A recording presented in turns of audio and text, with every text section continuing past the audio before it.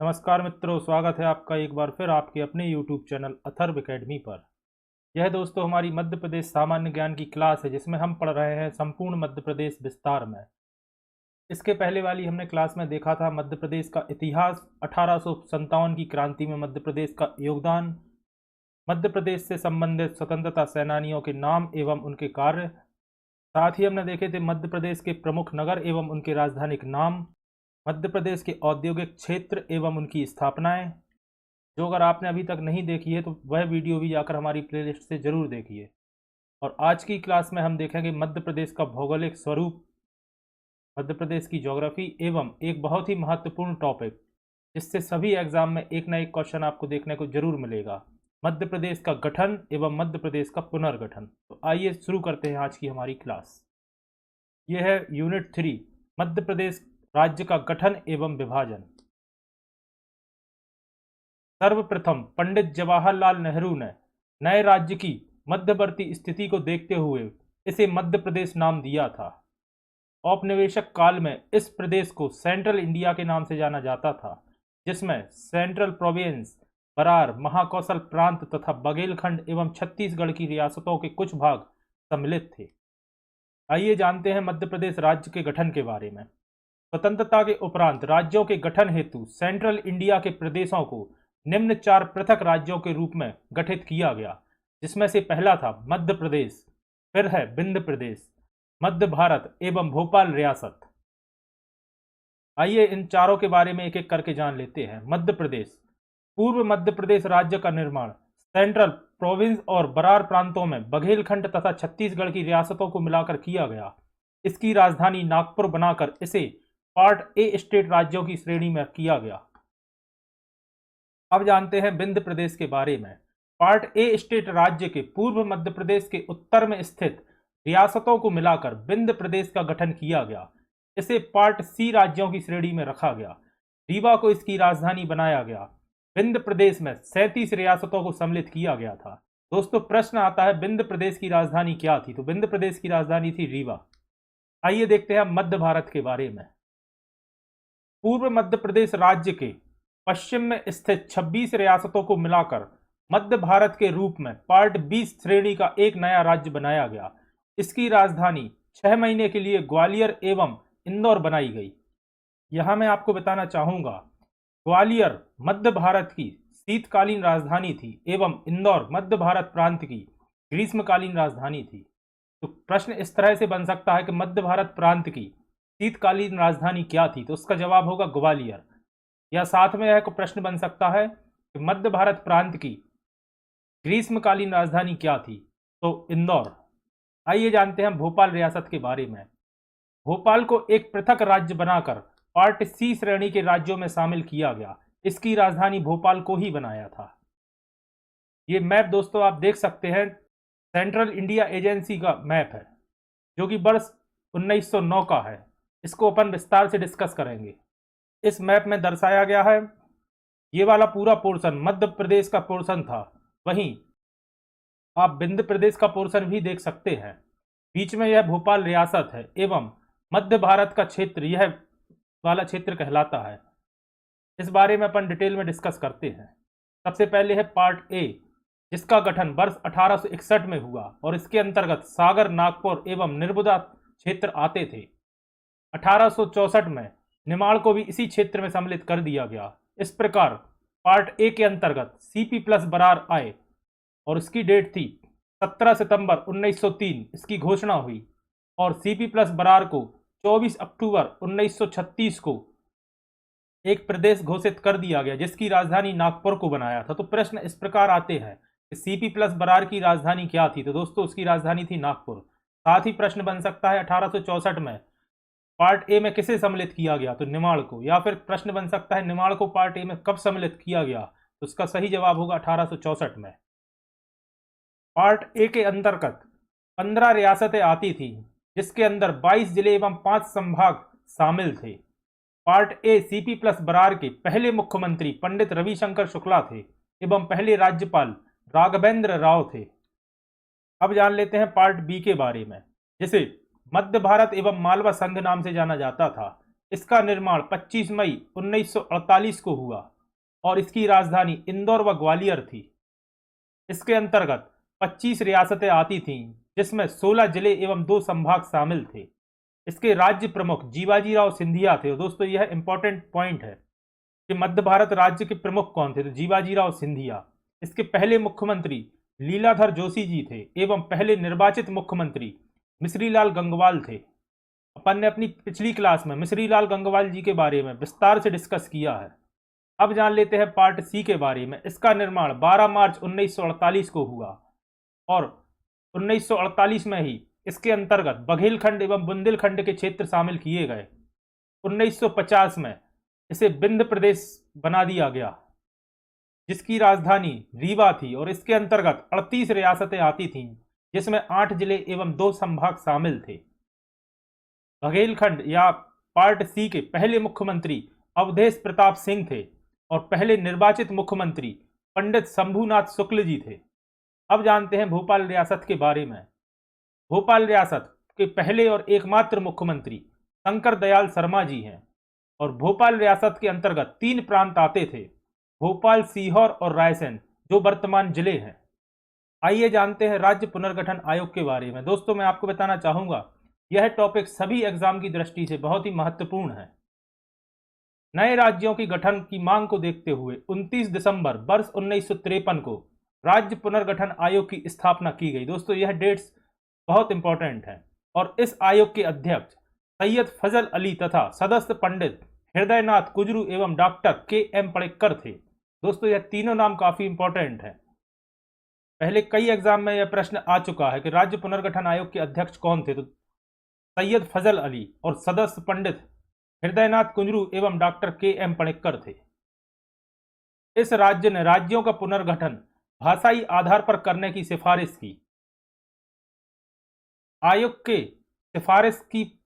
आयोग की सिफारिशों के परिणाम स्वरूप मध्य प्रदेश की सीमाओं में निम्नलिखित परिवर्तन किए गए। अकोला, अमरावती, बुल्ढाना, यवतमाल, वर्धा, चांदा, नागपुर तथा भंडारा जिलों को तत्कालीन मुंबई राज्य में मिला दिया गया। इसके अतिरिक्त पूर्व मध्य प्रदेश के भागों को मध्य प्रदेश में शामिल किया गया। मंदसौर जिले की भानपुर तहसील, दोस्तों यह भी एक इंपॉर्टेंट पॉइंट है, मंदसौर जिले की भानपुर तहसील के अतिरिक्त मध्य भारत राज्य को मध्य प्रदेश में सम्मिलित कर लिया गया। भानपुर दोस्तों राजस्थान को दे दी गई थी। पार्ट सी स्टेट के राज्य विंध्य प्रदेश को मध्य प्रदेश में मिला लिया गया। राजस्थान के कोटा जिले की सिरोंज तहसील को मध्य प्रदेश के विदिशा जिले में सम्मिलित कर लिया गया। दोस्तों प्रश्न आता है कि राजस्थान से किस तहसील को मध्य प्रदेश में मिलाया गया था, दोस्तों सिरोंज तहसील को। या प्रश्न आता है मध्य प्रदेश के किस जिले में सिरोंज तहसील को मिलाया गया था, तो दोस्तों मध्य प्रदेश की विदिशा जिले में। उपरोक्त सीमाओं में परिवर्तन के पश्चात 1 नवंबर वर्ष 1956 को मध्य प्रदेश राज्य का गठन हुआ। यह दोस्तों डेट तो खैर आप लोग को याद होगी, बाकी काफी इंपॉर्टेंट डेट है। नवगठित मध्य प्रदेश की राजधानी भोपाल बनाई गई, जो कि तत्कालीन समय के सीहोर जिले की एक तहसील थी। गठन के समय मध्य प्रदेश का कुल क्षेत्रफल 4,45,486 वर्ग किलोमीटर था तथा इसमें कुल 43 जिले शामिल थे। काफी इंपॉर्टेंट पॉइंट दोस्तों। 26 नवंबर 1972 को भोपाल और राजनांदगांव 2 नए जिले बनाए गए। प्रश्न आता है भोपाल को जिला कब बनाया गया, तो 26 नवंबर 1972 गठन किए गए। इसके पश्चात कुल जिलों की संख्या 45 हो गई थी, परंतु 25 मई 1998 को बी.आर. दुबे आयोग की अनुशंसा पर 10 नए जिलों का गठन किया गया। जो 10 नए जिले बने उनमें से 1 नवंबर सन 2000 को राज्य पुनर्गठन के तहत 6 जिले छत्तीसगढ़ में चले गए और 4 मध्य प्रदेश में रह गए। तो दोस्तों अपन 4 जिलों के बारे में डिटेल्स देख लेते हैं। खरगोन से पृथक करके बड़वानी जिला बनाया गया, वहीं जबलपुर से पृथक करके कटनी जिला बनाया गया, मंडला से पृथक करके डिंडोरी जिला बनाया गया और मुरैना से पृथक करके श्योपुर जिला बनाया गया। इन चारों में से दोस्तों कुछ भी क्वेश्चन में आ सकता है कि कटनी जिला कब बना या किस जिले से पृथक करके बना, बड़वानी जिला कब बना, किस जिले से पृथक करके बना, डिंडोरी कब बना या श्योपुर कब बना या किस जिले से पृथक करके बना। तो दोस्तों डेट याद रखिएगा, डेट है 25 मई वर्ष 98 को 1998। और याद रखिएगा दोस्तों, BR दुबे की अनुशंसा पर। साथ ही याद रखिएगा 4 जिले मध्य प्रदेश को मिले, बाकी 6 जिले छत्तीसगढ़ में चले गए। देखते हैं आगे। इसी क्रम में 30 जून 1998 को सहदेव कमेटी की सिफारिश पर 6 नए जिले बनाए गए, जिसमें से 3 जिले मध्य प्रदेश को और तत्कालीन छत्तीसगढ़ को 3 जिले मिले। का मतलब यानी कि दोस्तों मध्य प्रदेश को 98 में 6 मिले थे, लेकिन वर्तमान में छत्तीसगढ़ में है, वो वर्ष 2000 में छत्तीसगढ़ में चले गए। जान लेते हैं इन 3 जिलों के बारे में। होशंगाबाद से पृथक करके हरदा बनाया गया, शहडोल से उमरिया बनाया गया और मंदसौर से नीमच जिला बनाया गया। डेट याद रखिएगा दोस्तों, 3 जून 98 को। साथ ही याद रखिएगा सहदेव कमेटी की सिफारिश पर। इस प्रकार 30 जून 1998 को मध्य प्रदेश में 12 संभाग तथा 61 जिले शामिल थे एवं मध्य प्रदेश क्षेत्रफल की दृष्टि से देश का सबसे बड़ा राज्य था। राज्य गठन के पश्चात पश्चिमी एवं मध्यवर्ती मध्य प्रदेश का अधिक विकास हुआ, क्योंकि पूरा मध्य प्रदेश अत्यधिक दुर्गम एवं आदिवासी बहुल था। ये वाला मैप दोस्तों पुनर्गठन के पहले का है, यानी कि 1 नवंबर 2000 के पहले का, जिसमें छत्तीसगढ़ मध्य प्रदेश का हिस्सा है। और ये वाला मैप दोस्तों पुनर्गठन के बाद का है, जिसमें आप देख सकते हैं छत्तीसगढ़ पृथक राज्य करके अलग कर दिया गया। इन दोनों मैप के बारे में दोस्तों अपन डिटेल में डिस्कस करेंगे। अब आता है एक और बहुत महत्वपूर्ण टॉपिक, राज्य पुनर्गठन विधेयक 2000। मध्य प्रदेश पुनर्गठन विधेयक 2000 के तहत 1 नवंबर वर्ष 2000 को मध्य प्रदेश से पृथक कर एक नए राज्य छत्तीसगढ़ की स्थापना की गई। अविभाजित मध्य प्रदेश के 61 जिलों में से, ये मिसप्रिंट है दोस्तों, पूर्वी मध्य प्रदेश के 16 जिलों को नवगठित छत्तीसगढ़ राज्य में शामिल किया गया। ये पूरी लाइन इंपॉर्टेंट है दोस्तों। विभाजन के पहले 61 जिले थे, जिनमें से 16 छत्तीसगढ़ को दे दिए गए। छत्तीसगढ़ के गठन के पश्चात मध्य प्रदेश में 9 संभाग एवं 45 जिले शेष रह गए।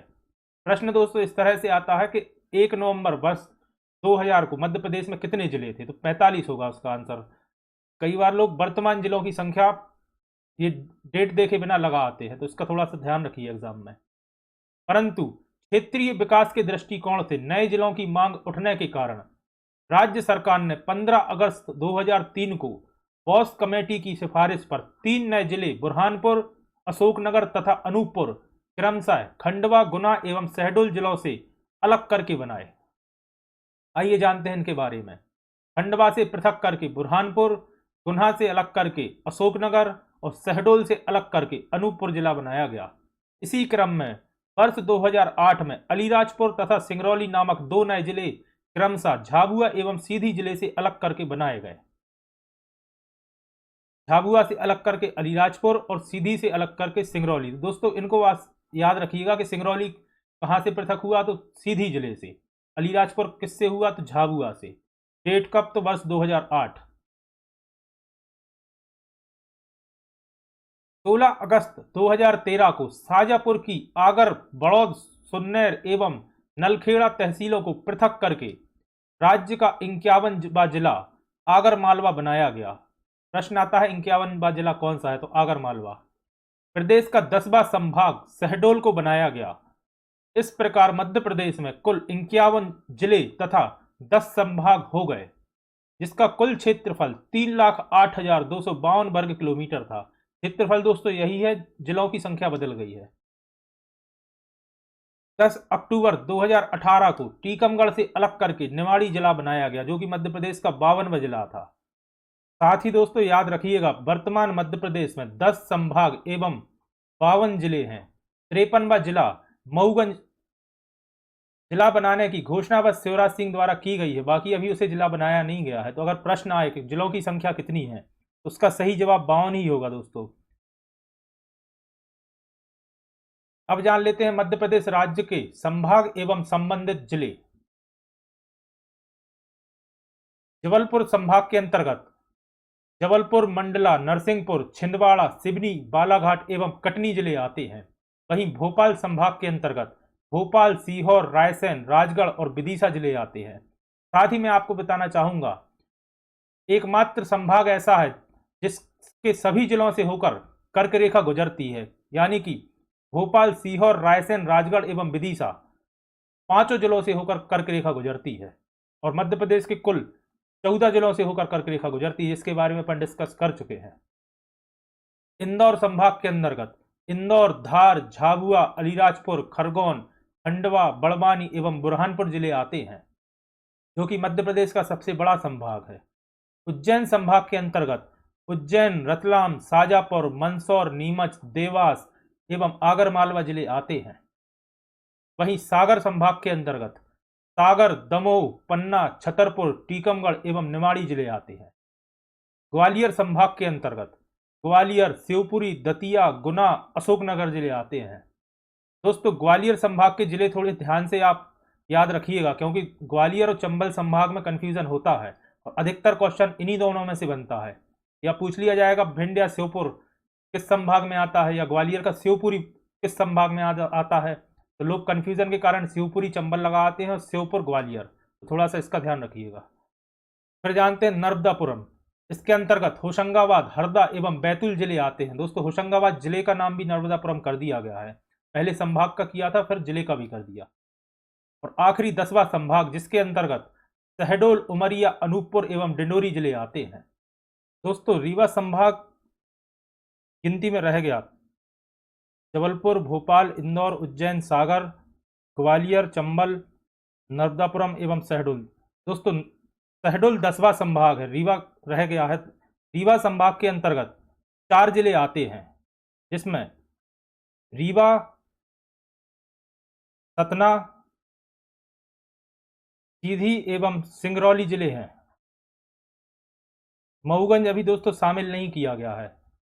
तो 10वां संभाग शहडोल है, और टाइपिंग मिस्टेक के कारण रीवा संभाग टाइप नहीं हुआ था।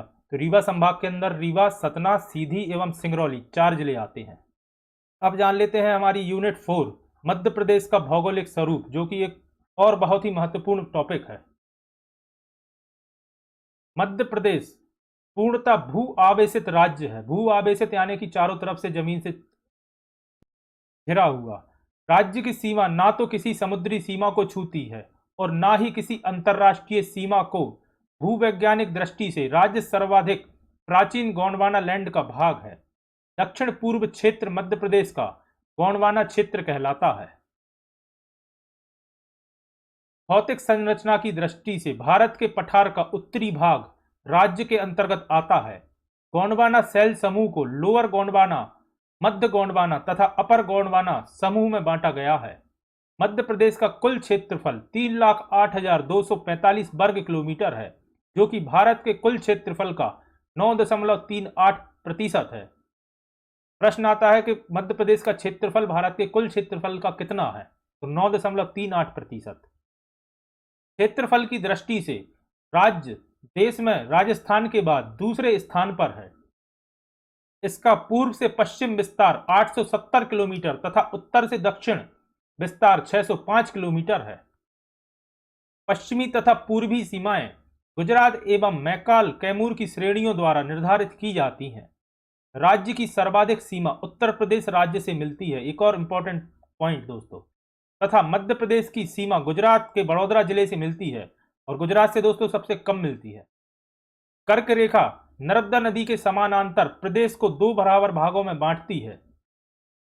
मध्य प्रदेश राज्य अपनी सीमाएं कुल 5 राज्यों के साथ साझा करता है, जिनके नाम हैं उत्तर प्रदेश, राजस्थान, गुजरात, महाराष्ट्र, छत्तीसगढ़। और मध्य प्रदेश के सर्वाधिक जिलों की सीमा उत्तर प्रदेश राज्य से मिलती है। वहीं अगर एरिया वाइज देखी जाए तो राजस्थान राज्य के साथ मध्य प्रदेश की सबसे ज्यादा या सबसे लंबी सीमा मिलती है। गुजरात के साथ मध्य प्रदेश राज्य की सबसे कम सीमा मिलती है। अब देखते हैं मध्य प्रदेश राज्य का भूवैज्ञानिक संरचना। राज्य संरचना की दृष्टि से प्रायद्वीपीय पठार का भाग है। प्रायद्वीपीय पठार भूवैज्ञानिक इतिहास में कभी भी पूर्णतः जलमग्न नहीं हुआ है। केवल कुछ समय के लिए इस पठार का कुछ भाग पिछले समुद्रों से ढका रहा है। इस कारण प्रायद्वीपीय पठार का विभिन्न कालों में भूवैज्ञानिक संरचना का विकास हुआ है। मध्य प्रदेश का अधिकांश भाग प्रायद्वीपीय पठार का हिस्सा होने के कारण यहाँ विभिन्न कालों के भूवैज्ञानिक संरचना देखने को मिलती है। मध्य प्रदेश में निम्न कालों की भूवैज्ञानिक संरचना पाई जाती है। दोस्तों यह सभी इंपॉर्टेंट है जिनमें से क्वेश्चन बनते हैं। सबसे पहले है आद्य महाकल्प, जिसे आर्कियन युग के नाम से जाना जाता है। आद्य महाकल्प की चट्टानें पृथ्वी की प्रथम कठोर चट्टानें हैं। इन प्रारंभिक चट्टानों में जीवाश्म के अवशेष नहीं मिलते क्योंकि तत्कालीन समय में पृथ्वी पर जीवन का विकास नहीं हुआ था। मध्य प्रदेश में इस युग की चट्टानें बुंदेलखंड नीस के रूप में मिलती हैं। बुंदेलखंड क्षेत्र में बुंदेलखंड नीस के रूप में मिलती हैं। इस क्षेत्र में आद्य महाकल्प की चट्टानों के साक्ष्य लंबी संकरी पहाड़ियों में गुलाबी ग्रेनाइट सिल एवं डाइक के रूप में पाए जाते हैं। मध्य प्रदेश में स्थित आद्य महाकल्प की चट्टानों का निर्माण लावा के ठंडे होने के एवं क्षेत्र के निष्पेक्षण द्वारा हुआ है। इन दोनों प्रकार की चट्टानों का प्रादेशिक एवं तापीय कायांतरण अधिक होने के कारण इनका विभेदीकरण कठिन है। इसी क्रम में आता है धारवाड़ समूह। धारवाड़ समूह की चट्टानों का निर्माण आद्य महाकल्प की चट्टानों के अपरदन से निकले पदार्थों द्वारा हुआ है। अत्यधिक ताप एवं दाब के कारण इनका यंत्रण होने से यह चट्टानें अधिकतर फाइलाइट, शिस्ट तथा स्लेट के रूप में पाई जाती हैं। प्राचीन चट्टानों के अपरदन से बनने के कारण इनमें भी जीवाश्म नहीं मिलते हैं। मध्य प्रदेश में धारवाड़ समूह की चट्टानें मुख्य रूप से जबलपुर, बालाघाट तथा छिंदवाड़ा में मिलती हैं। जबलपुर में इस सेल समूह का रबेदार डोलोमाइट चूने का पत्थर, जिसे अपन संगमरमर के नाम से जानते हैं, नर्मदा की घाटी में पाया जाता है। छिंदवाड़ा में धारवाड़ सेल समूह तोसर सीरीज, टिकोली सीरीज के रूप में पाया जाता है। इनमें मैग्नीज निष्पेक्ष मिलते हैं। बालाघाट तथा अन्य निकटवर्ती भागों में ये मिसप्रिंट है दोस्तों, धारवाड़ रहेगा। धारवाड़ चट्टानें छिपली सीरीज के रूप में उपस्थित हैं, जिसमें अत्यधिक मोटी सिलेट तथा फाइलाइट की सतहें मिलती हैं। फिर जानते हैं पुराण संघ के बारे में। धारवाड़ सेल समूह की चट्टानें कालांतर में पर्वत निर्माणकारी क्रिया के द्वारा पुराने मोड़दार पर्वतों में बदल गईं। अपरदन चक्र की क्रिया द्वारा यह मोड़ पर्वत धीरे धीरे प्राय मैदान में बदल गए।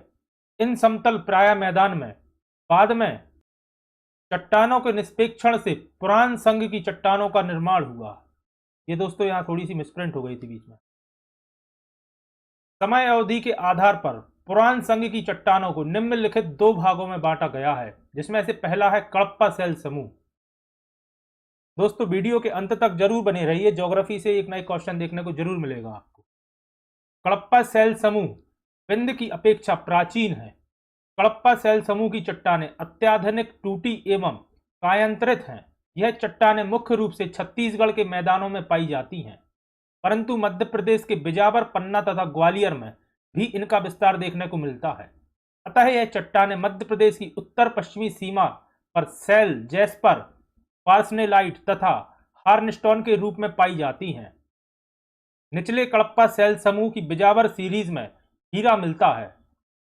ये पॉइंट इंपॉर्टेंट है दोस्तों, बिजावर सीरीज में हीरा मिलता है। या प्रश्न बन सकता है बिजावर सीरीज किस सेल समूह का भाग है, तो दोस्तों यह निचले कड़प्पा सेल समूह का भाग है। और फिर आता है बिंद सेल समूह। बिंद सेल समूह की चट्टानों की मध्य प्रदेश में मोटाई लगभग 42,000 मीटर है। इन जलद प्रकार की चट्टानों पर अंतर्भाव में क्रियाओं का प्रभाव नहीं पड़ा। मध्य प्रदेश में इन चट्टानों का विस्तार सोन के उत्तर पश्चिम में रीवा से लेकर चंबल के पश्चिम में राजस्थान तक है। प्रदेश में इस समूह की चट्टानों को निम्न दो भागों में बांटा गया है, जिसमें से पहला है लोअर बिंद। लोअर बिंद समूह की चट्टानें विंध्याचल श्रेणी में नर्मदा के उत्तर में पूर्व से पश्चिम तक फैली हुई हैं। नर्मदा के उत्तर में पूर्व से पश्चिम तक। सोन घाटी तथा भीमा घाटी में भी इनका विस्तार देखने को मिलता है। सोन घाटी में यह चट्टानें 914 मीटर मोटे चूने के पत्थर सेल तथा बालू पत्थर के रूप में मिलती हैं। फिर आता है अपर विंध्य। इस समूह की चट्टानों का विस्तार नर्मदा के उत्तर में कैमूर, रीवा तथा भांडेर सीरीज के रूप में मिलता है। इन चट्टानों में अल्प मात्रा में छोटे जंतुओं एवं वनस्पतियों के कुछ चिन्ह मिलते हैं। इमारती पत्थर इस समूह की चट्टानों में बहुलयात मात्रा में मिलता है, जिसका प्रयोग उत्तर भारत की ऐतिहासिक इमारतों के निर्माण में हुआ है। फिर आता है आर्य समूह। आर्य समूह के अंतर्गत कार्बोनीफेरस से लेकर अत्यंत नूतन युग तक को शामिल किया जाता है। अपर कार्बोनीफेरस युग में दक्कन का पठार अंतर्भौमिक क्रियाओं से प्रभावित हुआ था, लेकिन पर्वत निर्माणकारी प्रक्रिया से यह क्षेत्र अछूता रहा। अत्याधिक खिंचाव के कारण बीच बीच में दरारें पड़ गईं तथा संकरा लंबा भूभाग इसके सहारे नीचे धंस गया। इन संकरे भागों में मीठे जल की झीलों का निर्माण हो गया। कालांतर में इन झीलों में निष्पेक्षित पदार्थों से गोंडवाना सैल समूह की चट्टानों का निर्माण हुआ। जानते हैं गोंडवाना सैल समूह के बारे में। गोंडवाना सैल समूह की चट्टानें मध्य प्रदेश के प्रमुख रूप से सतपुड़ा क्षेत्र तथा बघेलखंड के पठार में मिलती हैं, जहां यह सैल समूह एक अर्धवृत्त के रूप में उत्तर में सीधी से लेकर दक्षिण में रायगढ़ तक विकसित है। इस समूह की चट्टानों में एक रूपता मिलती है, इसके किनारे भ्रंशित होते हैं। गोंडवाना सैल समूह के गठन में बहुत अधिक भिन्नता मिलती है। इनमें मोटी और महीन बालू मिट्टी आदि की परतें निरंतर एक दूसरे में बदलती रहती हैं। मध्य प्रदेश की गोंडवाना सैल समूह की चट्टानों का अध्ययन निम्नलिखित 3 भागों में विभाजित करके किया जाता है। सबसे पहले है लोअर गोंडवाना सैल समूह। लोअर गोंडवाना सैल समूह को तालचीर के नाम से जाना जाता है। दोस्तों यह प्रश्न आता है कि तालचीर के नाम से किसे जाना जाता है? तो लोअर गोंडवाना सैल समूह को। साथ में दोस्तों मैं आपसे कहना चाहूंगा, वीडियो को पूरा देखिए। मैं कोशिश करूंगा कि मध्य प्रदेश का मैक्सिमम पोर्शन इसी वीडियो में कवर कर दूं। अगला चैप्टर दोस्तों जो कि मध्य प्रदेश का जलवायु है, यूनिट 5 भी मैं पूरी कोशिश करूंगा कि इसी वीडियो में कंप्लीट करा दूं, तो वीडियो के अंत तक जरूर बने रहिए। यह मुख्य रूप से सोन महानदी घाटी एवं सतपुड़ा क्षेत्र में मिलते हैं। इनकी 10 से 122 मीटर मोटी बनावट से भूवैज्ञानिकों ने यह निष्कर्ष निकाला है कि इनका परिवहन हिम तथा जल दोनों के द्वारा किया गया है। इससे यह भी निष्कर्ष निकलता है कि उस काल में यह क्षेत्र शीत युग के प्रभाव में था तथा पेंच घाटी तथा मोहन पानी के कोयला क्षेत्र तालचीर सैल समूह के अंतर्गत ही आते हैं। फिर आता है दोस्तों मध्य गोंडवाना सैल समूह। मध्य प्रदेश के मध्य गोंडवाना सैल समूह का समुचित विकास सतपुड़ा क्षेत्र में हुआ है। सतपुड़ा क्षेत्र के चारों तरफ पचमढ़ी, देवना तथा बागरा में इस समूह की चट्टानें मिलती हैं। पचमढ़ी में महाकाय मोटी सतहों वाला बालू का पत्थर मिलता है। इसमें लोहे की अधिकता के कारण यह पीले और लाल रंग का है। पचमढ़ी सैल के ऊपर देवना का आवरण है। अब जानते हैं अपर गोंडवाना के बारे में। अपर गोंडवाना सैल समूह सतपुड़ा तथा बघेलखंड दोनों क्षेत्र में मिलते हैं। इनमें अधिकतर बलुआ पत्थर और सैल मिलते हैं। साथ ही इनमें कोयले की प्रत्यय, वनस्पति पदार्थ एवं चूने के पत्थर की परतें भी मिलती हैं। सतपुड़ा क्षेत्र में इससे चौगान तथा जबलपुर स्तर के नाम से जाना जाता है। इसी क्रम में फिर आता है मध्य प्रदेश में क्रिटेशियस कल्प। मध्य प्रदेश में क्रिटेशियस कल्प के साक्ष्य नर्मदा घाटी में मिलते हैं। नर्मदा घाटी में नदी तथा एस्चुअरी के निष्पेक्षण से बने सैल समूह मिलते हैं, जिन्हें बाघ सीरीज कहा जाता है। मध्य प्रदेश के अन्य भागों में बिखरे हुए अपेक्षाकृत नए विक्षेपणों को लमेटा सीरीज के नाम से पुकारा जाता है। तो प्रश्न आता है बाघ सीरीज किसे कहा जाता है? साथ ही प्रश्न आता है लमेटा सीरीज किसे कहा जाता है? इनमें सिलिका मिश्रित चूने के पत्थर, मिट्टी मिश्रित बालू के पत्थर एवं ग्रिट तथा क्ले प्रमुख सैल हैं। ये मिसप्रिंट है दोस्तों, ग्रिट रहेगा यहाँ। ग्रिट तथा क्ले प्रमुख सैल हैं। इन चट्टानों में कुछ जीवाश्म के अवशेष भी पाए जाते हैं। फिर जानते हैं दोस्तों त्रियतक सैल समूह के बारे में। त्रियतक सैल समूह में गोंडवाना महाद्वीप टूटकर छोटे छोटे भागों में विभाजित हो गया तथा उनके बीच का भाग समुद्र के नीचे डूब गया। इस समय दक्कन के पठारों को वर्तमान आकार मिला तथा टेथिस सागर का विशाल निष्पेक्षण मोड़दार पर्वत के रूप में ऊपर उठकर हिमालय पर्वत बना। अंतर्भौमिक क्रियाओं का प्रभाव दक्षिण मध्य प्रदेश पर भी पड़ा। अब जानते हैं मध्य प्रदेश के सीमावर्ती जिलों के बारे में। सबसे पहले मध्य प्रदेश की सीमा उत्तर प्रदेश के साथ जान लेते हैं। मध्य प्रदेश के जिले सिंगरौली, सागर, गुना, दतिया, शिवपुरी, सीधी, रीवा, सतना, पन्ना, छतरपुर, भिंड एवं निमाड़ी जिलों की सीमा उत्तर प्रदेश राज्य के साथ मिलती है। वहीं अगर राजस्थान के साथ बात की जाए तो मध्य प्रदेश के मुरैना, शिवपुरी, गुना, राजगढ़, नीमच, मंदसौर, रतलाम, झाबुआ, श्योपुर एवं आगर मालवा जिलों की सीमा राजस्थान राज्य के साथ मिलती है। वहीं अगर बात की जाए महाराष्ट्र के साथ तो मध्य प्रदेश के जिले खरगोन, बड़वानी, बैतूल, खंडवा, छिंदवाड़ा, सिवनी एवं बालाघाट जिले की सीमा महाराष्ट्र राज्य के साथ मिलती है। वहीं अगर छत्तीसगढ़ राज्य की बात की जाए तो मध्य प्रदेश के जिले सीधी, शहडोल, बालाघाट, मंडला एवं डिंडौरी की सीमा छत्तीसगढ़ राज्य के साथ मिलती है एवं गुजरात के साथ मध्य प्रदेश के झाबुआ एवं अलीराजपुर की सीमा मिलती है। अगर प्रश्न आए कि मध्य प्रदेश की सबसे कम सीमा किस राज्य के साथ मिलती है तो जवाब होगा गुजरात। वहीं अगर प्रश्न आए कि मध्य प्रदेश के सर्वाधिक जिलों की सीमा किस राज्य के साथ मिलती है तो उत्तर प्रदेश राज्य के साथ मध्य प्रदेश के सर्वाधिक जिलों की सीमा मिलती है। लेकिन अगर पूछा जाए क्षेत्रफल की दृष्टि से मध्य प्रदेश की सीमा सर्वाधिक किस राज्य के साथ मिलती है तो दोस्तों आपको बताना चाहूंगा राजस्थान राज्य के साथ मध्य प्रदेश की लगभग 1600 किलोमीटर की सीमा साझा होती है, जो कि क्षेत्रफल की दृष्टि से सर्वाधिक है। तो कंफ्यूजन दोस्तों इन्हीं प्रश्नों में होता है, सर्वाधिक जिले उत्तर प्रदेश और सर्वाधिक क्षेत्रफल की दृष्टि से राजस्थान। अब जान लेते हैं कर्क रेखा के बारे में। कर्क रेखा मध्य प्रदेश के 14 जिलों से होकर गुजरती है, जिनके नाम इस प्रकार हैं: रतलाम, उज्जैन, शाजापुर, राजगढ़, भोपाल, विदिशा, रायसेन, सागर, दमोह, जबलपुर, कटनी, उमरिया, शहडोल तथा अनूपपुर। साथ ही मैं आपको याद दिलाना चाहूंगा एकमात्र मध्य प्रदेश का ऐसा संभाग है जिसके सभी जिलों से होकर कर्क रेखा गुजरती है।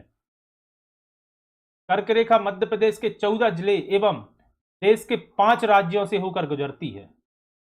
अगला इंपॉर्टेंट पॉइंट है दोस्तों विभिन्न युग एवं उनके साक्ष्य जो कि मध्य प्रदेश से प्राप्त हुए हैं।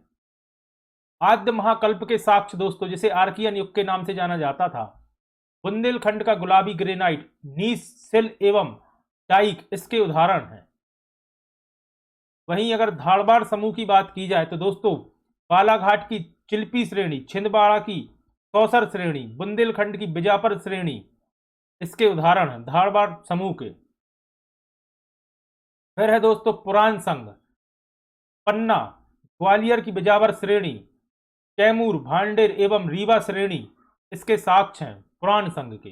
फिर आता है द्रविड़ संघ। इसका प्रश्न आता है दोस्तों कि मध्य प्रदेश में द्रविड़ संघ के साक्ष्य कहां से प्राप्त होते हैं, तो याद रखिए दोस्तों मध्य प्रदेश में कहीं भी द्रविड़ संघ के साक्ष्य नहीं पाए जाते।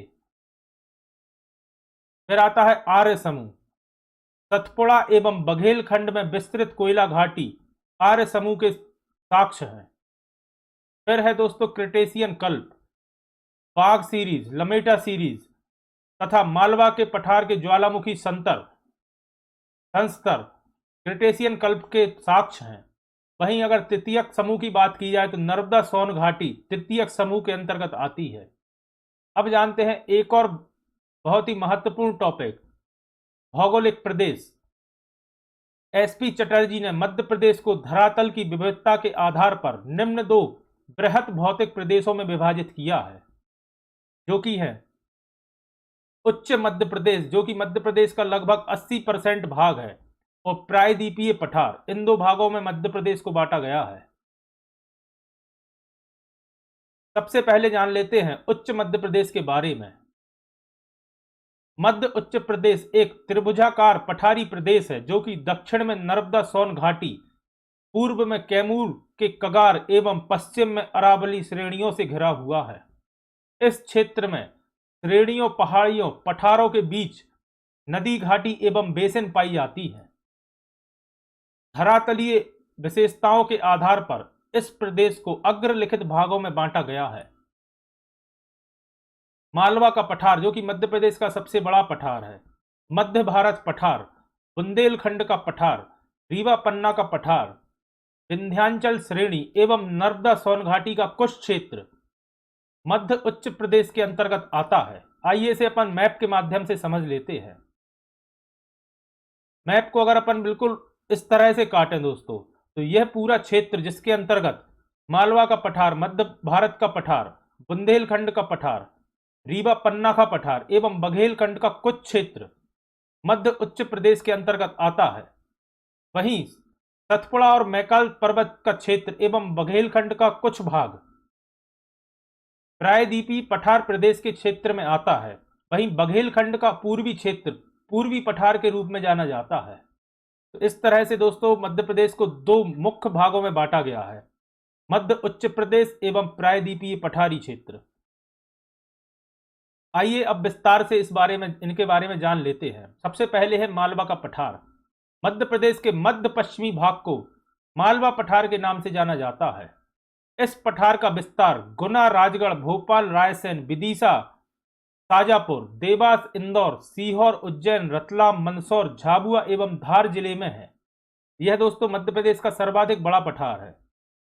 इसकी भौगोलिक स्थिति 20 डिग्री 17 मिनट उत्तरी अक्षांश से 25 डिग्री 8 मिनट उत्तरी अक्षांश तक है तथा 74 डिग्री 20 मिनट पूर्वी देशांतर से 79 डिग्री 20 मिनट पूर्वी देशांतर के मध्य है। कर्क रेखा इसे दो बराबर भागों में विभाजित करती है। तो दोस्तों प्रश्न आता है कि कर्क रेखा मध्य प्रदेश के किस भूभाग को दो बराबर भागों में विभाजित करती है? तो दोस्तों मालवा पठार के मध्य से होकर कर्क रेखा गुजरती है। इस पठार पर क्रिटेशियन काल के दरारी ज्वालामुखी उद्भेदन तथा लावा के साक्ष्य मिलते हैं। समुद्र तल से मालवा पठार की औसत ऊंचाई 50 मीटर है, परंतु इस पठार की सबसे ऊंची चोटी सिगार चोटी जिसकी ऊंचाई 881 मीटर है।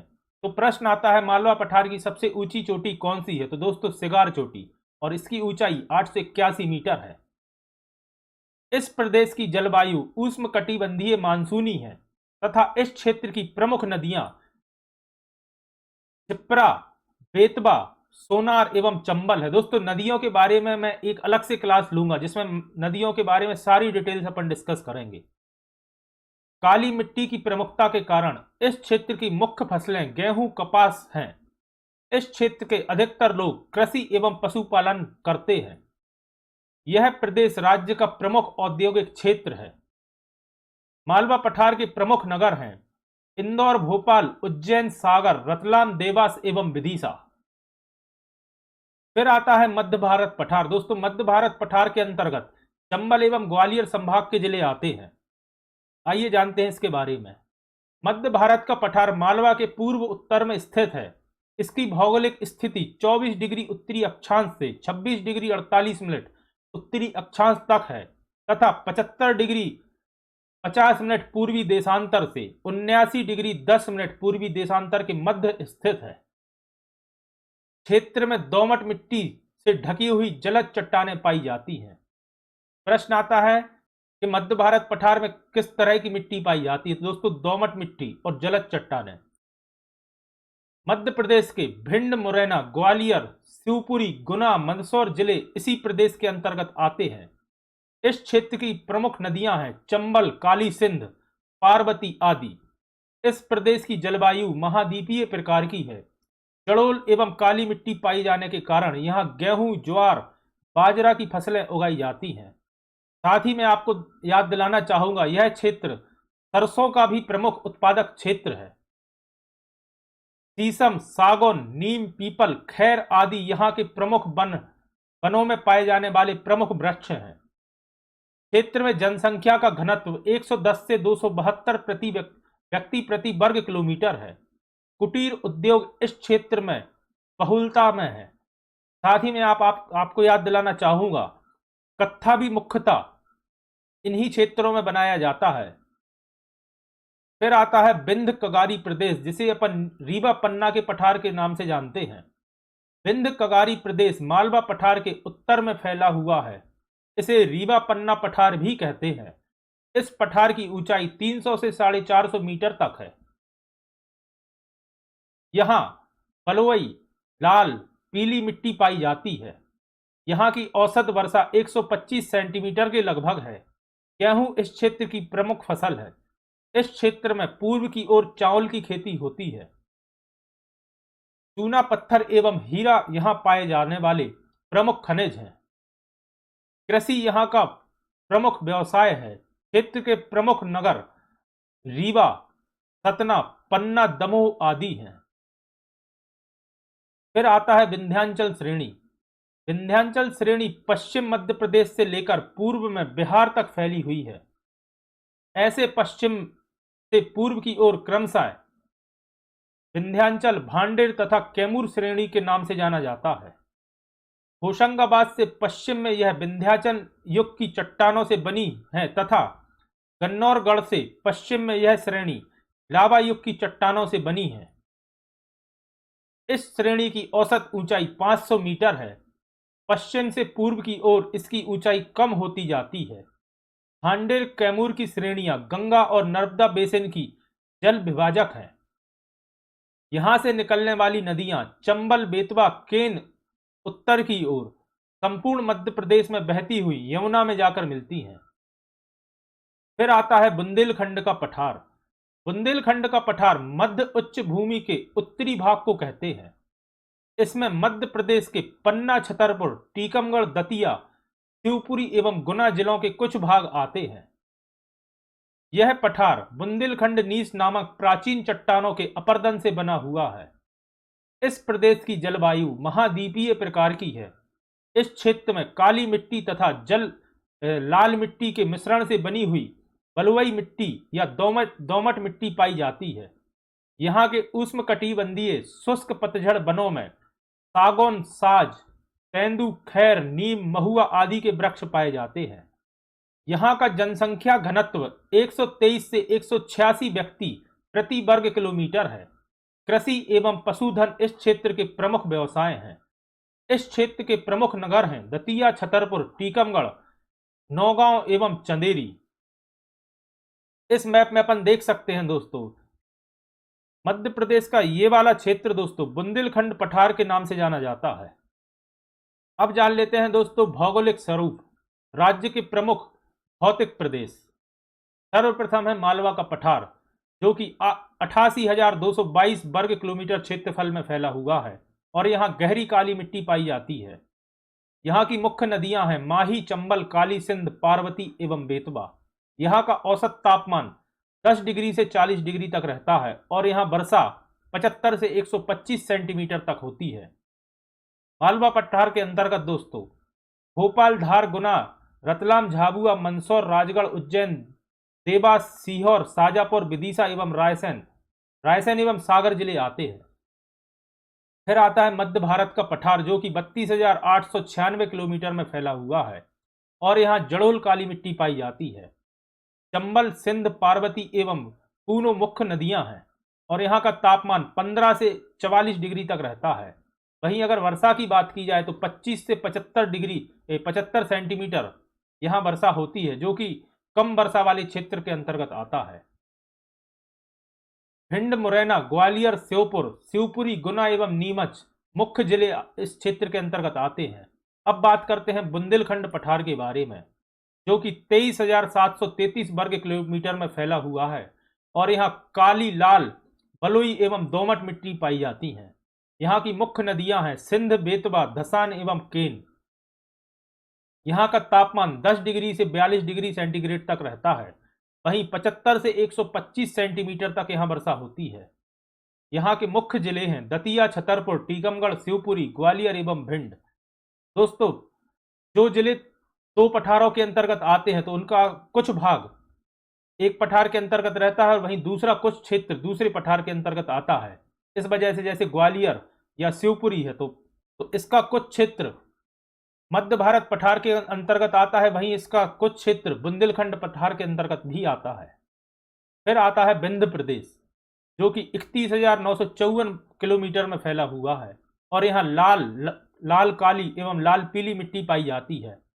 टॉन्स, कैन, सोनार एवं बहुटी नदियां यहाँ की मुख्य नदियां हैं। यहाँ का तापमान 8 डिग्री से 42 डिग्री सेंटीग्रेड तक रहता है और यहाँ 70 से 125 सेंटीमीटर तक वर्षा होती है। यहाँ के मुख्य जिले हैं रीवा, सतना, पन्ना, दमोह एवं सागर का कुछ क्षेत्र। फिर आता है नर्मदा सोन घाटी, जो कि 86,000 स्क्वायर किलोमीटर या वर्ग किलोमीटर क्षेत्र में फैला हुआ है। यहाँ गहरी काली मिट्टी पाई जाती है। नर्मदा, सोन एवं जोहिला, ये तीनों नदियों का उद्गम दोस्तों अमरकंटक से होता है और इस क्षेत्र की मुख्य नदियां हैं।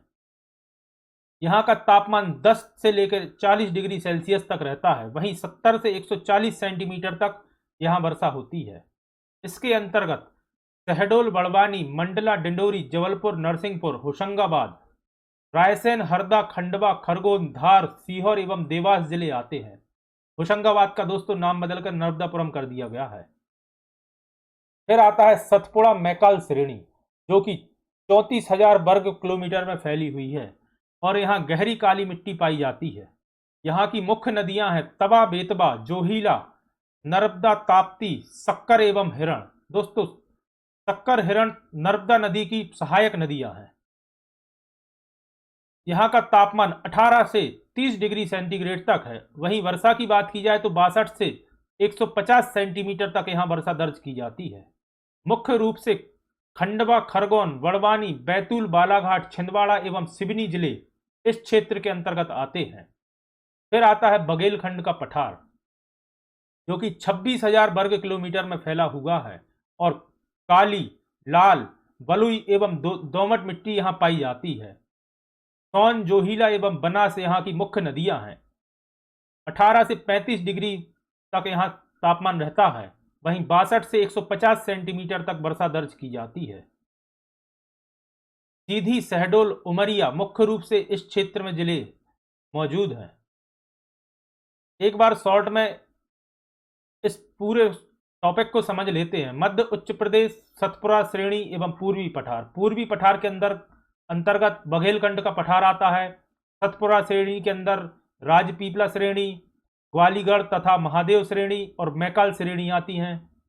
वहीं मध्य उच्च प्रदेश के अंदर मध्य भारत का पठार, रीवा, पन्ना का पठार, मालवा का पठार, बुंदेलखंड का पठार एवं नर्मदा सोन घाटी का कुछ क्षेत्र मध्य उच्च प्रदेश के अंतर्गत आता है।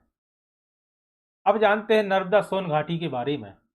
मध्य प्रदेश के पूर्वी तथा पश्चिमी भाग में नर्मदा सोन घाटी की सकरी घाटियों के मध्य का भाग नर्मदा सोन घाटी कहलाती है। यह घाटी मध्य प्रदेश का सबसे निचला भाग है। यहाँ गहरी काली मिट्टी पाई जाती है। महादेव एवं सतपुड़ा श्रेणी पर सदाबहार वन पाए जाते हैं। इस क्षेत्र में गेहूं, कपास, ज्वार, चावल, बाजरा आदि फसलें उगाई जाती हैं। नर्मदा घाटी में चूने का पत्थर, फायर क्ले, गैरू, संगमरमर, मैग्नीज आदि प्रमुख खनिज पाए जाते हैं। सोन नदी की घाटी में चूने का पत्थर तथा कोयला पाया जाता है। इस घाटी के मुख्य नगर जबलपुर, नरसिंहपुर, होशंगाबाद, रायसेन, खंडवा तथा खरगोन है। इस मैप में दोस्तों अपन देख सकते हैं ये वाला पूरा क्षेत्र नर्मदा सोन घाटी के अंतर्गत आता है और यहां अपना मध्य उच्च प्रदेश कंप्लीट होता है। अब देखते हैं प्रायद्वीपीय पठार के बारे में। प्रायद्वीपीय पठार, प्रायद्वीपीय पठार के उत्तरी भाग को दक्कन का पठार कहते हैं। इस पठार पर स्थित सतपुड़ा श्रेणी का विस्तार मध्य प्रदेश के दक्षिणी भाग पर है। इसके पूर्व में स्थित पहाड़ी क्षेत्र को बघेलखंड कहते हैं, बघेलखंड पठार कहते हैं। दक्कन पठार के इस पहाड़ी भाग को निम्न दो भागों में बांटा गया है: सतपुड़ा मैकाल श्रेणी एवं बघेलखंड का पठार। आइए जानते हैं सतपुड़ा मैकाल श्रेणी के बारे में। सतपुड़ा मैकाल श्रेणी या दक्षिण मध्य प्रदेश में पश्चिमी सीमा से उत्तर में स्थित है। इसका विस्तार लगभग 34,000 वर्ग किलोमीटर है। इस क्षेत्र की अधिकतम ऊंचाई 1350 मीटर है। दोस्तों यह धूपगढ़ की ऊंचाई है जो कि मध्य प्रदेश का सबसे ऊंचा स्थान है। क्षेत्र में खंडवा एवं खरगोन जिलों में जनसंख्या अधिक है। अन्य जिलों में जनसंख्या का घनत्व कम पाया जाता है। वनों में उपज एकत्रित करना तथा खनन उद्योग में कार्य करना यहाँ का प्रमुख व्यवसाय है। समतल भूमि वाले क्षेत्र में कृषि होती है। यातायात की दृष्टि से यह प्रदेश सुगम नहीं है। अधिकतर भागों में पथरीली कच्ची सड़कें हैं। छिंदवाड़ा, बुरहानपुर, खंडवा, सिवनी, बैतूल, मंडला, बालाघाट, खरगोन, बड़वानी, झाबुआ क्षेत्र के प्रमुख नगर हैं। फिर आता है बघेलखंड का पठार। मध्य प्रदेश के पूर्वी भाग में सोन नदी से पूर्व तथा सोन नदी के दक्षिण का भाग बघेलखंड पठार कहलाता है। इस क्षेत्र में आद्य महाकल्प तथा जुरेसिया काल के शैल समूह मिलते हैं। गोंडवाना शैल समूह इस क्षेत्र की भौगोलिक विशेषता है। मध्य प्रदेश के प्रमुख कोयला क्षेत्र इसी प्रदेश में स्थित है। इस क्षेत्र की प्रमुख नदी सोन है। यहाँ की जलवायु मानसूनी है। यहाँ काली, लाल एवं पीली और पथरीली मिट्टियां पाई जाती हैं।